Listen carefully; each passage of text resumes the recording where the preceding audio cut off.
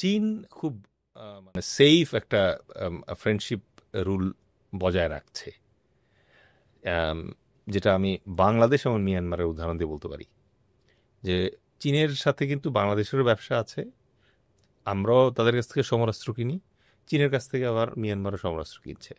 সুতরাং সে ওই লাইনটা ড্র করে রাখে, যেটা সে কখনো ক্রস করে না। রোহিঙ্গা ইস্যুতে বাংলাদেশের খুব এক্সপেকটেশন ছিল যে চীন হয়তো মিয়ানমারকে বোঝানোর চেষ্টা করবে, চীন কিন্তু কখনো সেটা করেনি। করে নেই। সুতরাং ভারত এবং পাকিস্তানের ভিতরে যে ইন্টারনাল ক্ল্যাশ আছে, আমার ধারণা এইটাতে চীন কোনো পার্টির সাথে এককভাবে কোনো নেগোসিয়েশনে আসবে না।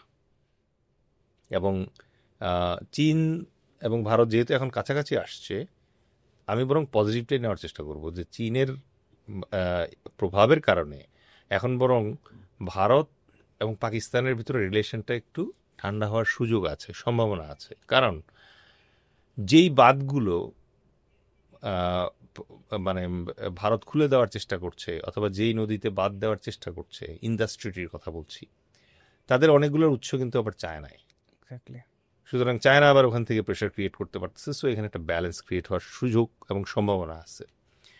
তো এক্ষেত্রে আমি যেটা মনে করি যে দক্ষিণ এশিয়া এবং মানে চীনের ক্ষেত্রে আমি বটম লাইন যেটা ড্র করব, সেটা হচ্ছে চীন এখন ওই মোরাল লেভেলে পৌঁছে যাচ্ছে যেখান থেকে তাকে আসলে একেবারে দৃষ্টিকটু পক্ষপাতিত্বের দরকার নাই।